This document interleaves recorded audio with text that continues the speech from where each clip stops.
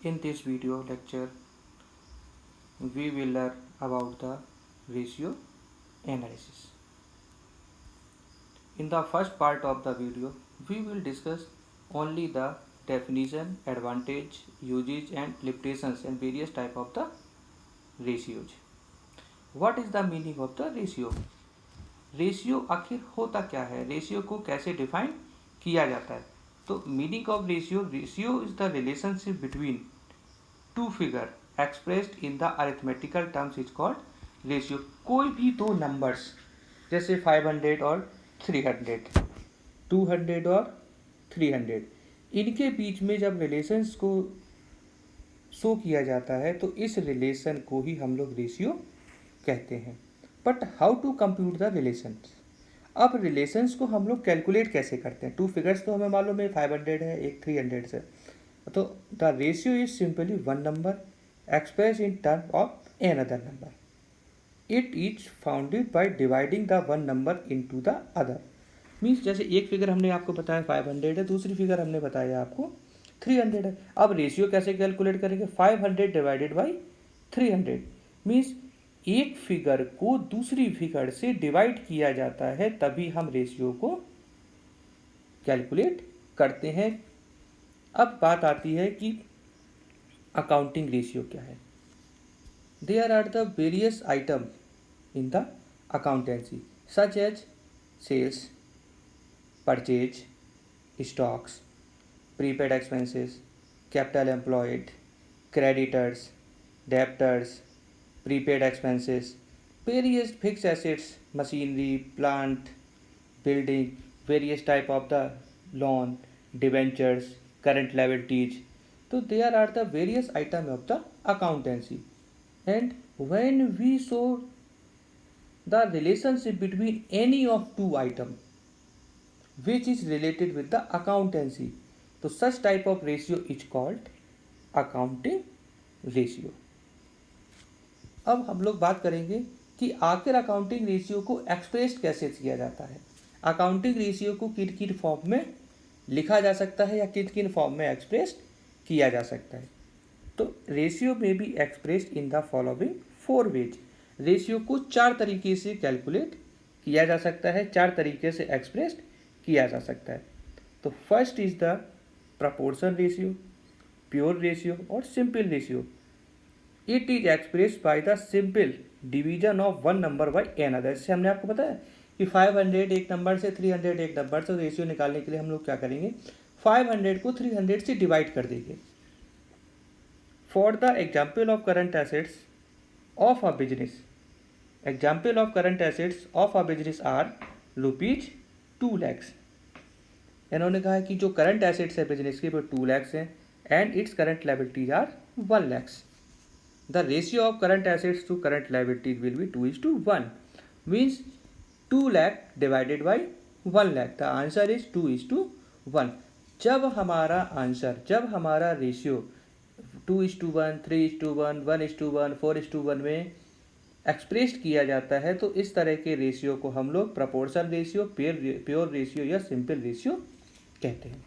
अब second terms expressed means rate or so many times. Means there are the two item, means one item how many times in compared to second item या other item. मान जी एक item 500 और एक item 100 है, तो जो 500 है वो 100 के कितने टाइम्स है? आप सीधा कहेंगे कि 500/100 इक्वल टू 5 टाइम्स. तो जब हम लोग रेशियो को टाइम्स में कैलकुलेट करते हैं, सो मैनी टाइम्स में कैलकुलेट करते हैं, तो इसको हम लोग कहते हैं रेट और so many times. It is calculated how many figure is in compare to another figure. मतलब एक जो फिगर है वो दूसरे फिगर के कंपेयर में कितनी गुनी है. सपोज कीजिए कि सेल्स है, सेल्स क्लोजिंग स्टॉक की कितने टाइम्स है, सेल्स हमारी डेप्टर्स की कितने टाइम्स है. For example if the firm credit sale during the year are ₹2 lakhs. इन्होंने कहा है कि किसी भी फर्म की जो क्रेडिट सेल है वो 2 lakhs है. It is trade receivable at the end of the year 40,000. जो ट्रेड रिसीवेबल्स है उस फर्म के एट द ईयर 40,000 है.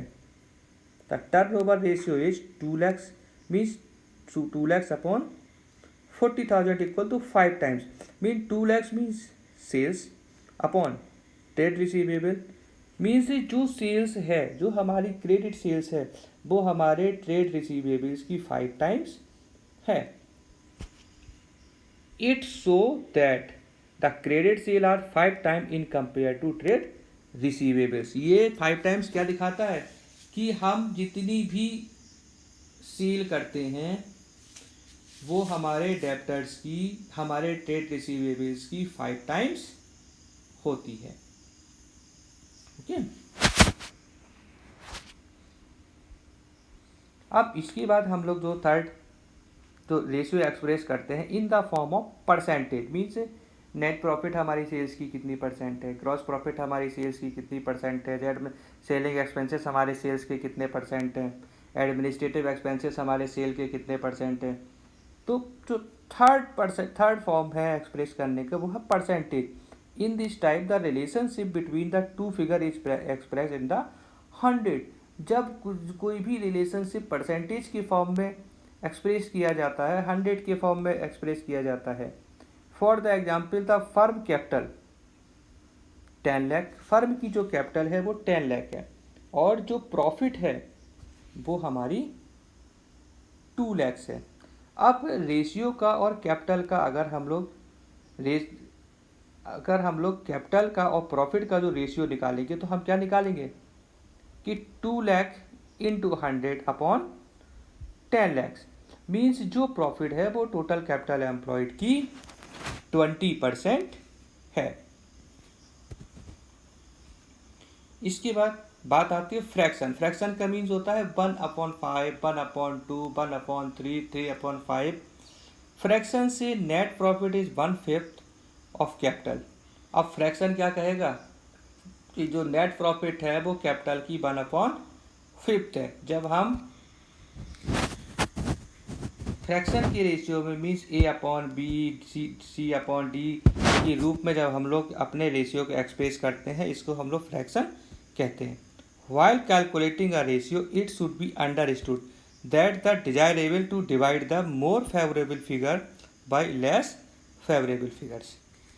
Okay, it should be understood that it is desirable to divide the more favorable figure by less favorable figure. more favorable figure को less favorable figure से divide किया जाता है. अब ये आता है कि आखिर रेशियो का ऑब्जेक्टिव्स क्या होता है. देखिए, सबसे पहले तो हम लोगों को एक बात बहुत अच्छी तरह से मालूम होनी चाहिए कि कोई भी अकाउंटिंग रेशियो अगर कैलकुलेट किया जाएगा उसका आइटम या तो स्टेटमेंट ऑफ प्रॉफिट लॉस से लिया जाएगा या फिर उसका आइटम बैलेंस शीट से लिया जाएगा. इसके अलावा कोई भी आइटम अकाउंटेंसी में कहीं और से नहीं आता है. अकाउंटेंसी में जितनी भी कैलकुलेशंस की जाती हैं, जितनी भी एनालिसिस की जाती है, सब की सब statement of profit and loss और बैलेंस शीट के बेस पर ही की जाती हैं. अब हमारे सामने ये आता है कि जब स्टेटमेंट ऑफ प्रॉफिट लॉस हमको ये बताता है कि किसी भी फर्म ने पर्टिकुलर ड्यूरेशन में कितनी प्रॉफिट अर्न की है, तो हमें फर्म की प्रॉफिट भी पता होती है. उसके बाद एक पर्टिकुलर डेट पर एक फर्म की कितने असेट्स हैं या फर्म की वैल्यू कितनी है, मीन्स उसमें शेयर इक्विटी कितनी है और लायबिलिटीज कितनी है. तो जब हमको दोनों चीज़ें बहुत अच्छी तरह से पता होती हैं, फिर हमको आखिर रेशियो को कैलकुलेट करने की ज़रूरत क्यों होती है. Means what are the objectives of the ratio analysis. Ratio analysis को करने का ऑब्जेक्टिव क्या है, यही से हमारा मेन प्रश्न स्टार्ट होता है कि आखिर जब हमको प्रॉफिट पता है, भाई कोई भी व्यक्ति बिजनेस करता है क्या जानने के लिए कि उसने कितना कमाया. कोई भी फर्म, कोई भी कंपनी अगर बिजनेस करती है तो ये जानना चाहती है कि उसमें कितनी प्रॉफिट अर्न की है, तो वो स्टेटमेंट ऑफ प्रॉफिट और लॉस से पता चलता है. और उसके बाद अगर वो ये जानना चाहती है कि आज की डेट में उसकी फर्म की फाइनेंशियल पोजीशन क्या है, मीन्स उसकी अगर सारे एसेट्स का टोटल वैल्यू कितनी है, तो उसके लिए क्या करती है, वो बैलेंस शीट बनाती है. लेकिन उसके भी आगे चल के हमको किसकी ज़रूरत होती है, एक एनालिसिस की. तो उस एनालिसिस को हम लोग बोलते हैं रेशियो एनालिसिस. तो आखिर हमें रेशियो एनालिसिस करने की ज़रूरत क्यों पड़ती है, रेशियो एनालिसिस की आखिर ऑब्जेक्टिव्स क्या होते हैं. तो रेशियो एनालिसिस का जो फर्स्ट ऑब्जेक्टिव होता है, to locate the weak spot of the business while need more attention. देखिए, आप मान लीजिए आप कंपेयर करना चाहते हैं, आपके की कंपटीटर कंपनी है, वो आपसे कम पैसा लगाने के बावजूद या आपसे की बराबर पैसा लगाने के बावजूद वो आपसे ज़्यादा प्रॉफिट अर्न कर रही है, उसके पास ज़्यादा असेट्स हैं। तो रेशियो एनालिसिस से आप क्या कर सकते हैं, कंपनी के वीक स्पॉट को, वीक पॉइंट को आप क्या कर सकते हैं, आइडेंटिफाइड कर सकते हैं और उन पॉइंट्स पर ज़्यादा ध्यान दे सकते हैं। Means to locate the weak spot of the business, अपनी कंपनी के वीक पॉइंट को हम लोग आइडेंटिफाई कर सकते हैं, स्पॉट कर सकते हैं और उस पर करेक्टिव एक्शन ले सकते हैं, वहाँ पर करेक्शन कर सकते हैं। अब पहला तो ऑब्जेक्टिव होता है कि कंपनी की हम वीक पॉइंट को आइडेंटिफाई करना चाहते हैं। सेकंड क्या है, to provide deeper analysis of liquidity, solvency, profitability of the business. हम अपनी कंपनी की डिफरेंट पॉइंट ऑफ व्यू से स्टडी करना चाहते हैं। सच एज लिक्विडिटी के रूप में हम लोग लिक्विडिटी रेशियो को कैलकुलेट करते हैं, जिससे हमें कंपनी की लिक्विड पोजीशन के बारे में या लिक्विडिटी के एंगल से कंपनी की फाइनेंशियल पोजीशन की स्थिति पता चलती है।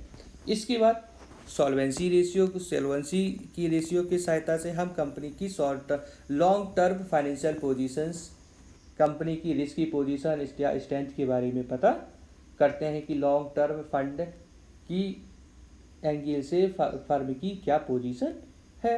उसके बाद हम एक्टिविटी रेशियो के बारे में बात करते हैं और उसके बाद कंपनी की प्रॉफिटेबिलिटी मीन्स नेट प्रॉफिट की, हम लोग ग्रॉस प्रॉफिट की, नेट प्रॉफिट की और डिफरेंट एक्सपेंसेस की हम लोग प्रॉफिटेबिलिटी रेशियो में स्टडी करते हैं, जिससे कि हम कंपनी को डिफरेंट पॉइंट ऑफ व्यू से डीप एनालिसिस कर लेते हैं।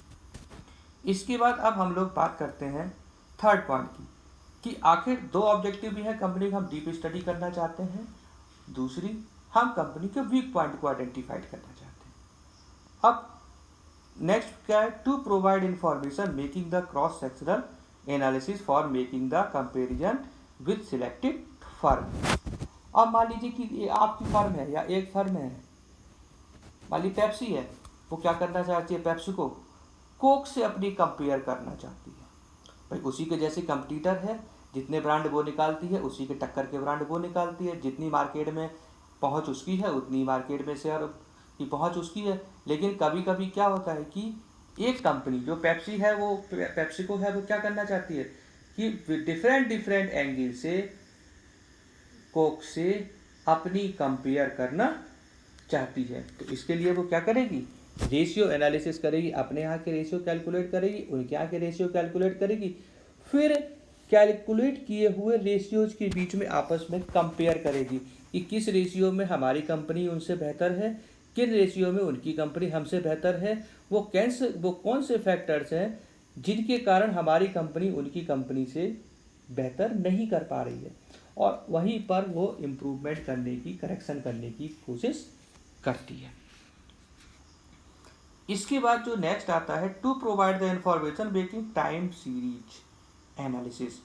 टाइम सीरीज एनालिसिस का मतलब होता है कि अपनी ही फर्म की पिछले साल के रिजल्ट से, पिछले साल के रेशियो से इस साल के रेशियो की कंपेयर करना। पिछले साल प्रॉफिट कितनी थी, इस साल प्रॉफिट का परसेंटेज क्या था, पिछले साल सेल कितनी थी, इस साल का सेल्स परसेंटेज क्या है, पिछले साल के क्रेडिटर्स की पोजीशन क्या थी, इस साल के क्रेडिटर्स की पोजीशन क्या है, पिछले साल के एक्सपेंसेस की पोजीशन क्या थी, इस साल के एक्सपेंसेस की पोजीशन क्या है।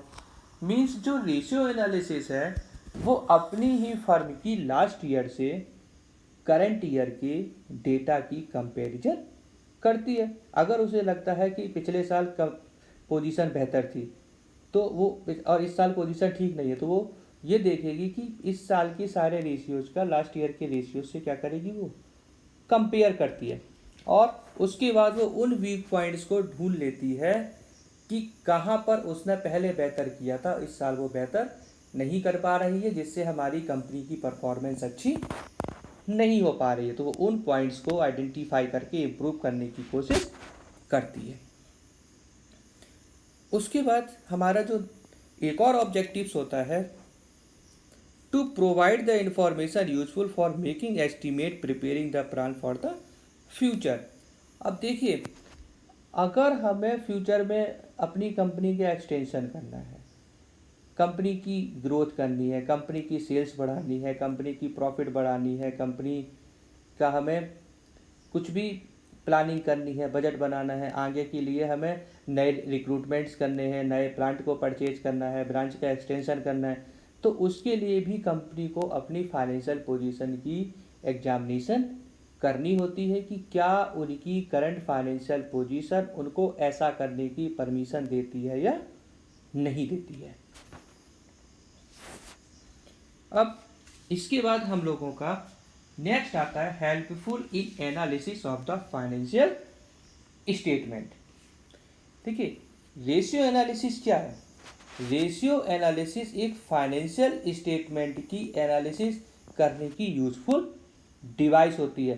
फाइनेंशियल स्टेटमेंट्स का मीन्स तो हम लोग पहले ही बता चुके हैं। जब भी फाइनेंशियल स्टेटमेंट्स की बात आती है तो फाइनेंशियल स्टेटमेंट्स का मतलब होता है statement of profit and loss and balance sheet. Okay, तो हमेशा हमें फाइनेंशियल स्टेटमेंट्स का मतलब यही मानना चाहिए। It help the banker, trade payable, investor, share holder acquiring enough knowledge about the profitability and financial of the business. और ये रेशियो एनालिसिस क्या करती है? हमारे जो बैंकर्स हैं, हमारे जो क्रेडिटर्स हैं, हमारे इन्वेस्टर्स हैं, शेयर होल्डर्स हैं, उनको हमारे बारे में, हमारी फाइनेंशियल साउंडनेस की, हमारी फाइनेंशियल हेल्थ की, हमारी प्रॉफिटेबिलिटी की प्रॉपर नॉलेज मिलती है। In the light of the knowledge so acquired they take necessary action. क्योंकि हमारी फाइनेंशियल हेल्थ की नॉलेज के बाद ही वो हमारे में इन्वेस्टमेंट के डिसीजन लेते हैं, हमें उधार देने की, वो क्रेडिट देने की वो डिसीजन लेते हैं, हमें लोन देने का डिसीजंस लेते हैं। मीन्स कुल मिला के हमारी एनालिसिस करने के बाद भी कोई भी बैंकर्स या कोई भी क्रेडिटर्स हमें क्रेडिट देता है। सेकेंड बात आती है simplifications of the accounting data. Accounting ratio simplify and summarise a long array of accounting data, make them understandable. देखिए, आपसे कहा जाए किसी भी फर्म ने 20,000 रुपये कमाया, एक फर्म ने 2 लाख रुपए कमाया, तो जब तक आपको ये पता नहीं होगा कि उसका प्रॉफिट परसेंटेज क्या था, उसने सेल के कंपेयर में कितना कमाया, उसने कैपिटल के कंपेयर में कितना कमाया, उसने क्रेडिट सेल से कितना कमाया, उसकी क्रेडिट सेल कितनी थी, उसकी कैश सेल कितनी थी, जब तक उसको प्रॉपर ढंग से डेटा सिंप्लीफाइड नहीं होता है तब तक अकाउंटिंग का कोई भी मतलब नहीं होता है। Accounting ratio simplifies and summarise a long array accounting data make them understandable. Means एक अकेला प्रॉफिट केवल ये बता सकता है statement of profit and loss की कितना कमाया है, लेकिन अकाउंटिंग रेशियो बाकायदा उसकी वेरियस कंपैरिजन करके, वेरियस रेशियो को कैलकुलेट करके उस डेटा को सिंप्लीफाइज करता है। इसके बाद थर्ड आती है हेल्पफुल इन कंपैरेटिव स्टडी।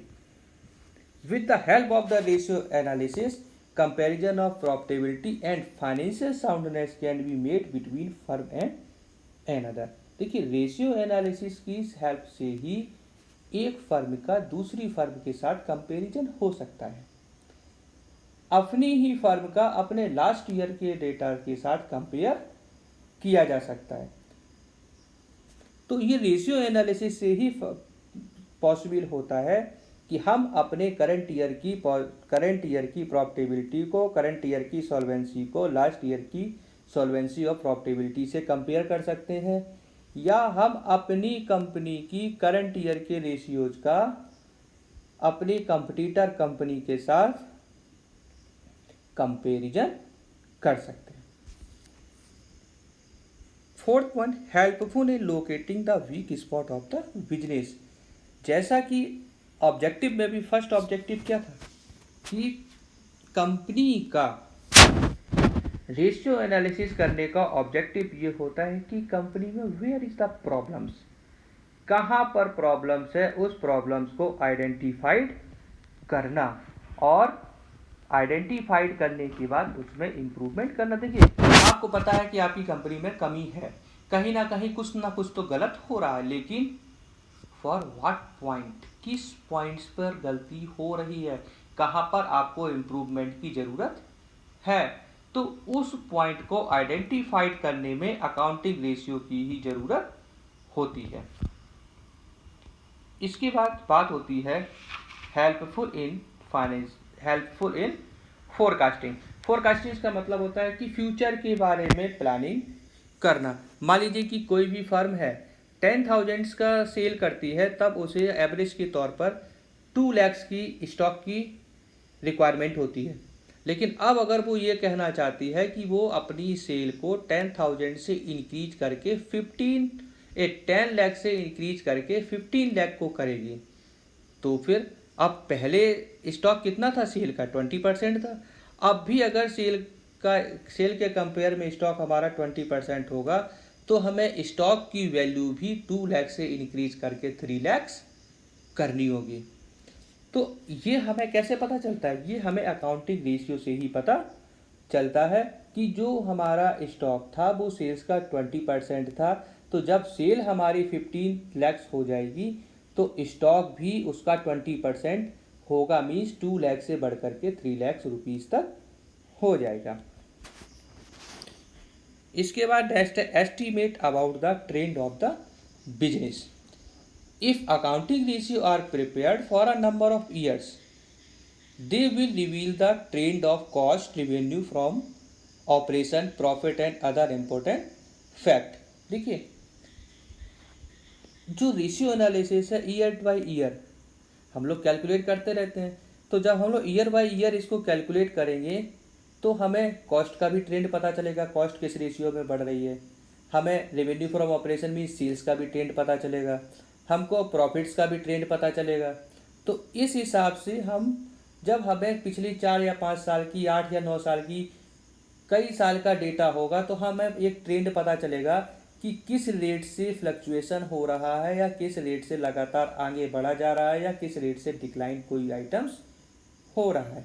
तो ऐसा कैसे हो सकता है? ऐसा केवल रेशियो एनालिसिस की सहायता से ही होता है। उसके बाद बात आती है इफेक्टिव कंट्रोल की। Ratio analysis disclose the liquidity, solvency and profitability of the business enterprise. जो रेशियो एनालिसिस है जो किसी भी फर्म की liquidity position, solvency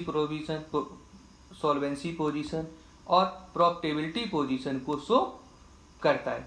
such information enable management to assess the change have taken place over the period of time in the financial activity of the business. जब किसी भी management को इस तरह की एनालिसिस होती है, सारी इन्फॉर्मेशन अवेलेबल होती है, तो इन्हीं इन्फॉर्मेशन के बेस पर कोई भी मैनेजमेंट डिसीजंस ले सकता है। ओके।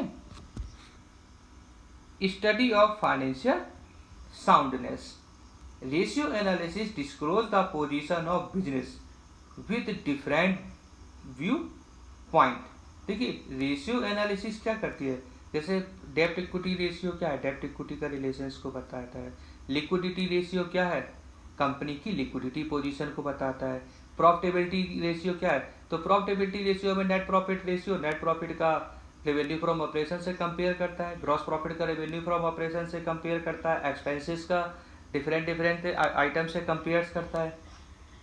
तो it disclose the position of business with the liquidity point of view, solvency point of view and profitability point of view.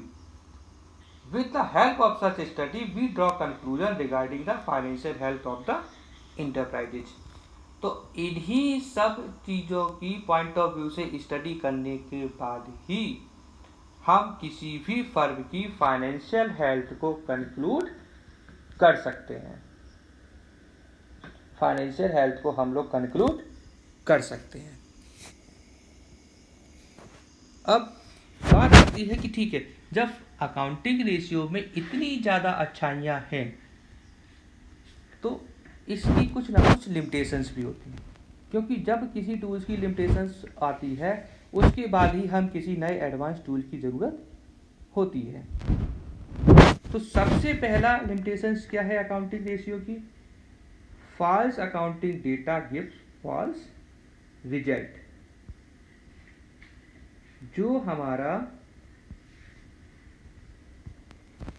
False accounting data है, मान लीजिए कि कोई भी डेटा है जो statement of profit and loss में ही सही नहीं है, वो गलत तरीके से फिल है, तो अगर उस डेटा के बेस पर कोई भी इंफॉर्मेशन या कोई भी एनालिसिस की जाएगी तो वो एनालिसिस भी एक गलत पिक्चर ही शो करेगी। मान लीजिए फिक्स एसेट्स की वैल्यू गलत है, हमने स्टॉक की वैल्यूएशन गलत कैलकुलेट की है, या हमने लायबिलिटी लॉन्ग टर्म लोन को गलत तरीके से रिप्रेजेंट किया हुआ है, या हमने शेयर्स की वैल्यू बहुत ज़्यादा बढ़ा दी है, तो उस कंडीशंस में क्या होगा कि जो भी रेशियो उन आइटम्स को लेकर के कैलकुलेट किए जाएंगे तो उस रेशियो की एनालिसिस हमेशा एक गलत पिक्चर शो करेगी। इसके बाद बात आती है comparison not possible due to different accounting policies. देखिए, हम लोगों ने 11वीं की क्लास में भी पढ़ा है कि जैसे डेप्रिसिएशन है, तो डेप्रिसिएशन में रिटन डाउन वैल्यू भी एक मेथड भी होता है, स्ट्रेट लाइन मेथड भी होता है, और दोनों ही मेथड सही होते हैं, लेकिन दोनों ही मेथड्स में आने वाली जो फिगर्स होती है कभी कभी बहुत ही ज़्यादा डिफरेंस होता है। असेट्स की वैल्यू अलग हो जाती है, प्रॉफिट की वैल्यू अलग हो जाती है, मतलब सारी चीज़ें समान होने के बावजूद एक कंपनी की प्रॉफिट कुछ और अमाउंट शो करती है और दूसरी कंपनी की प्रॉफिट कुछ और अमाउंट शो करती है due to use the different accounting policies. अब इसी तरह से स्टॉक्स की वैल्यूएशंस होती है, स्टॉक्स की वैल्यूएशंस की भी कई सारे मेथड्स होते हैं, जैसे फीफो मेथड्स होता है, first in first out method, HIFO method होता है, highest in first out, LIFO method होता है, last in first out method, weighted average method होता है। तो कोई भी कंपनी किसी भी मेथड को फॉलो करने के लिए फ्री होती है, उसको पर्टिकुलर मेथड के लिए फोर्स नहीं किया जा सकता है। अब मान लीजिए कि एक कंपनी किसी और मेथड को फॉलो करती है, दूसरी कंपनी स्टॉक वैल्यूएशन की किसी और मेथड को फॉलो करती है, तो हो सकता है कि एक कंपनी के लिए वही स्टॉक 60 लाख का हो सकता है कि दूसरी कंपनी ने उसी स्टॉक की वैल्यू 25 लाख रखी हो सकता है तीसरी कंपनी ने 90 लाख रखी हो। तो डिफरेंट स्टॉक वैल्यूएशन मेथड्स की वजह से किसी दो कंपनियों के बीच में कंपैरिजन इतनी आसान नहीं होती है। Ratio analysis less effective due to price level change. देखिए, रेशियो एनालिसिस में इन्होंने ये कहा है कि मान लीजिए कि किसी भी महंगाई बढ़ जाती है, किसी भी आइटम का रेट्स बढ़ जाता है, मान लीजिए कि आज हम 500 पीसीस को बेचते हैं और मार्केट में उसकी वैल्यू 100 रुपीज़ पर पीस है, तो हमारी जो वैल्यू होगी 50,000 की होगी। अगर मार्केट में वैल्यू बढ़ करके हमारी 10% वैल्यू बढ़ जाती है या 20% वैल्यू बढ़ जाती है, आइटम्स की बिक्री हमारी, नंबर ऑफ आइटम्स की सेल हमारी उतनी रहेगी, लेकिन एट द एंड क्या होगा कि हमारी जो सेल क्या होगी, इंक्रीज होती हुई दिखेगी, जबकि वास्तव में ये किसका इफेक्ट था, ये प्राइस लेवल चेंज का इफेक्ट था। हमने सेल उतनी ही आइटम्स की लेकिन आइटम्स के रेट में चेंज होने की वजह से, आइटम्स के प्राइस में चेंज होने की वजह से वो सेल्स में इंक्रीमेंट दिखा रहा है। इसके बाद अब बात करते हैं रेशियो में be misleading in absence of absolute data. कभी कभी क्या होता है कि रेशियो हम निकाल लेते हैं, अब वो हमको कभी कभी मिसलीड रिजल्ट भी शो करते हैं। सपोज कीजिए कि एक कंपनी है, उसने 10 लाख मीटर का क्लॉथ प्रोड्यूस किया था लास्ट ईयर, और करंट ईयर में उसकी जो क्लॉथ की प्रोडक्शन है 10 लाख से बढ़कर 15 लाख मीटर हो गई। तो इनकी प्रोग्रेस कितनी हुई, 50% इनकी प्रोग्रेस होगी, 10 लाख से बढ़कर के 15 लाख मीटर इनकी क्लॉथ की प्रोग्रेस हो गई। लेकिन एक दूसरी कंपनी जिसने केवल 10,000 मीटर का प्रोडक्शन लास्ट ईयर किया था और दिस ईयर उसका प्रोडक्शन अगर 20,000 मीटर है, तो उसके बारे में क्या कहा जाएगा कि इसने 100% प्रोग्रेस की है। अगर आपको एब्सोल्यूट डेटा नहीं दिखाया जाता है, केवल आपको परसेंटेज ही दिखाया जाता है, तो आपको क्या लगेगा कि जो बाद वाली कंपनी है ये बहुत बेहतर है। क्यों? कि इसने 100% की ग्रोथ की है सेल्स में और प्रोडक्शन में, और पहली वाली कंपनी ने केवल 50% की ग्रोथ की है। जबकि अगर हम एक्चुअल डेटा में देखते हैं तो पहली वाली कंपनी ने 5 लाख मीटर का इंक्रीज हुआ है और दूसरी वाली कंपनी में केवल 10,000 मीटर का ही इम्प्रूवमेंट हुआ है। इसलिए रेशियो एनालिसिस क्या होता है, कभी कभी एब्सोल्यूट डेटा ना होने पर मिसलीडिंग रिजल्ट भी शो करती है। इसके बाद बात आती है limited use of single ratio. The analyst should not merely rely on a single ratio, he study several connected ratio before reaching the conclusion. देखिए, हम केवल किसी एक रेशियो की कैलकुलेट करने के बाद ये नहीं कह सकते हैं कि पर्टिकुलर कंपनी की फाइनेंशियल पोजीशन बहुत रिस्की है या पर्टिकुलर कंपनी की फाइनेंशियल पोजीशन बहुत साउंड है। सपोज कीजिए लिक्विडिटी रेशियो, तो लिक्विडिटी रेशियो में हो सकता है कि करंट रेशियो हमारा सेटिस्फैक्ट्री हो और क्विक रेशियो हमारा सेटिस्फैक्ट्री ना हो। इसके बाद बात आती है विंडो ड्रेसिंग। विंडो ड्रेसिंग का मतलब होता है some company in order to cover up their bad financial position resort to window dressing. कभी कभी कुछ कंपनियां क्या करती हैं कि अपनी बैलेंस शीट में, अपने फाइनेंशियल स्टेटमेंट में मैनिपुलेशंस करती हैं। अपनी खराब पोजीशंस को छुपाने के लिए वो क्या करती हैं कि अपने ही डेटा में चेंजेस कर देती है, वो एक्चुअल डेटा शो नहीं करती है। तो इस तरह की हम लोग प्रैक्टिस को बोलते हैं window dressing, means changing according to favour. अपने फेवर के हिसाब से हम कंपनी की आइटम्स में चेंज या उनकी वैल्यू पे चेंजेस कर देते हैं। इसके बाद बात आती है lack of proper standards. Circumstances differ from firm to firm, hence no single standard ratio can be fixed for all the firm against the actual ratio may be compared। देखिए, हो सकता है कि कोई रेशियो किसी फर्म के लिए बहुत फेवरेबल हो सकता है वही रेशियो दूसरी फर्म के लिए रिस्की कहा जाए। जैसे कि लिक्विडिटी की बात करते हैं कि बैंकों में लिक्विडिटी का रेशियो अलग तरीके से वर्क करता है और एफएमसीजी कंपनियों में लिक्विडिटी रेशियो अलग तरीके से वर्क करता है। दोनों के लिए एक तरह के स्टैंडर्ड को फॉलो नहीं किया जा सकता है।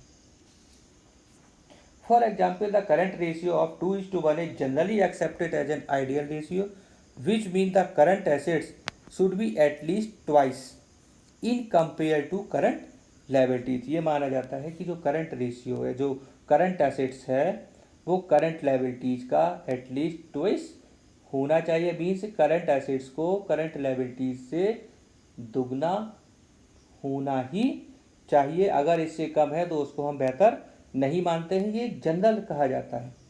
But if a firm such type of arrangement with its banker that banker will provide the necessary credit for case of need, the ideal current ratio such firm may be less than 2:1। Means अगर किसी firm अपना ratio 2:1 नहीं रखती है current ratio, तो हो सकता है कि उसने एक्सटर्नल सोर्सेज पे बैंक से या फाइनेंशियल इंस्टीट्यूशन से, अपने क्रेडिटर से, उनके साथ ऐसे रिलेशंस बना रखे हो कि उसे ज़रूरत पड़ने पर क्रेडिट पे तुरंत के तुरंत पैसा या फंड अवेलेबल हो सके, तो उसे 2:1 का करंट रेशियो बनाने की जरूरत नहीं होगी। Ignore the qualitative factors.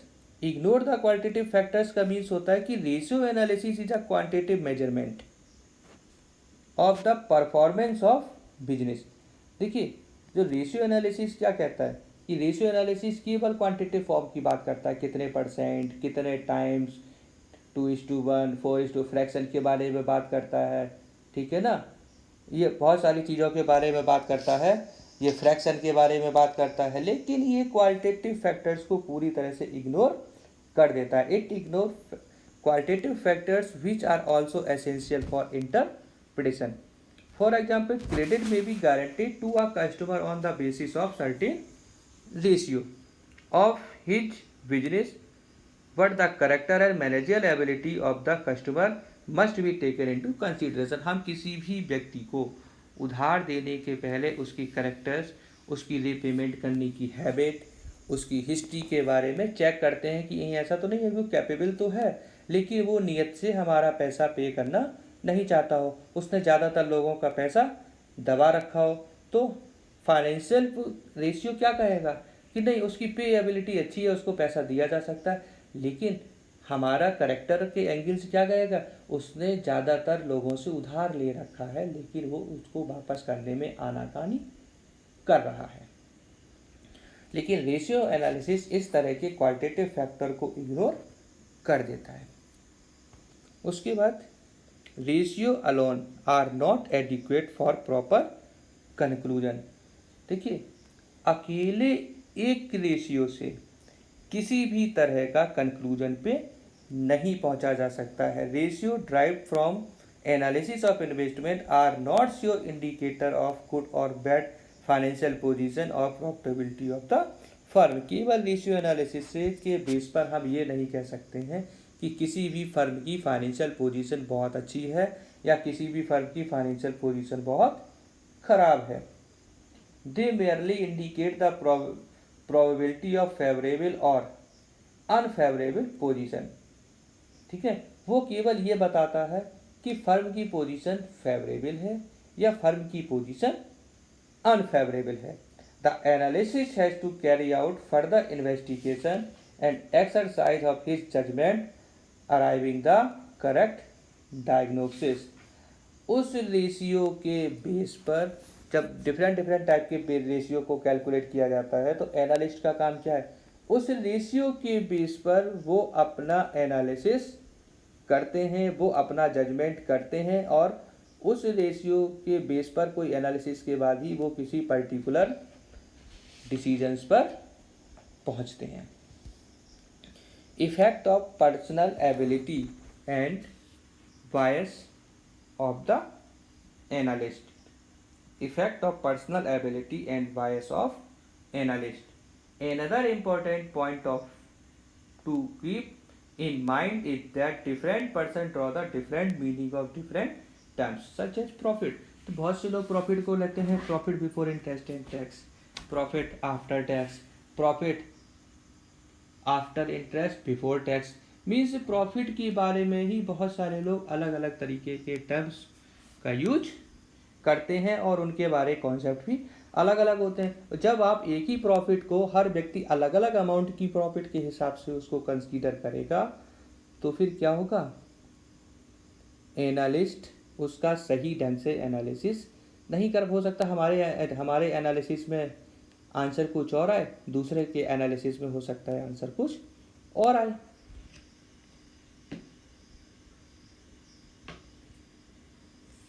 अब इसके बाद बात आती है कि आखिर जो रेशियो होते हैं वो कितने तरीके के होते हैं। हम आखिर रेशियो, ये तो पता है कि रेशियो एनालिसिस क्या है, एक टूल्स है जिसमें डिफरेंट आइटम्स की कंपेयर की जाती है। अब जनरली उन टूल्स को कितने पार्ट में डिवाइड किया जा सकता है। रेशियो में be classified into the 4 category as follows. जो रेशियो है उसको 4 कैटेगरी में डिवाइड किया जाता है। First is the liquidity ratio, second is the solvency ratio, third is the activity or turnover ratio and fourth is the profitability ratio or income ratio।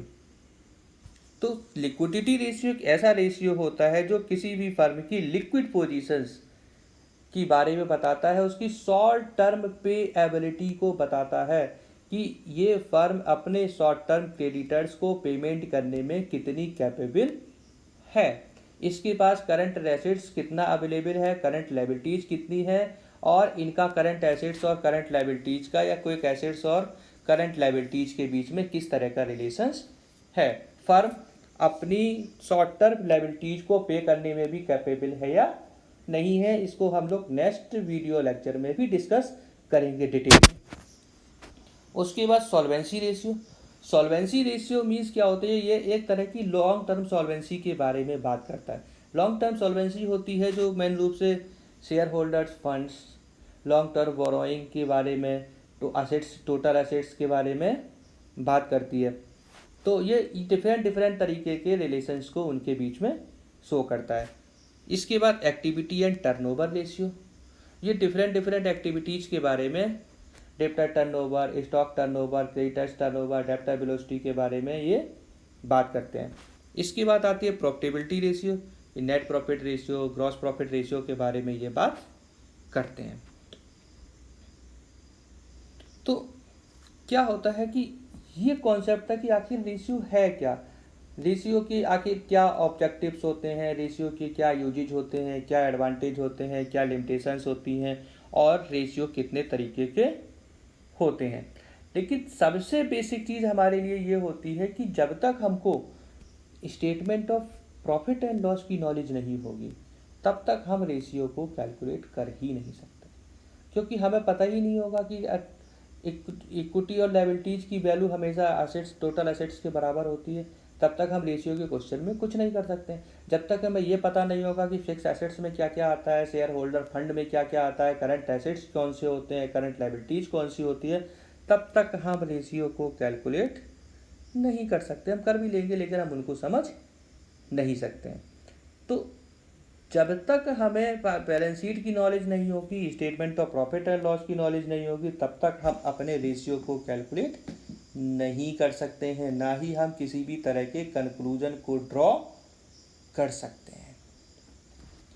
Okay, इसके बाद ये कुछ क्वेश्चंस है जिसमें क्या करना है, आप लोगों को अपनी समझ के हिसाब से इनको नोट करना है और इनको क्या करना है, आपको कि नोट्स रेडी करने हैं ताकि आप अपने फ्यूचर के लिए शॉर्ट क्वेश्चंस को आसानी से कर सके। जैसे इन्होंने कहा है कि रेशियो एनालिसिस की मीनिंग बतानी है, वेरियस टाइप ऑफ रेशियो बताना है, what are the relation between establish to study, inventory turnover, debtor turnover, payable turnover, working capital turnover. तो जब हम आगे पढ़ेंगे तब हम डिफरेंट डिफरेंट टाइप के रेशियोज के बारे में जानेंगे। अभी हमको क्या करना है, रेशियो एनालिसिस क्या है, वेरियस टाइप ऑफ एक्टिविटीज़ क्या है, what is the inventory turnover ratio, ये सब चीज़ें हमें क्या करनी है, बाद में डिस्कस करनी।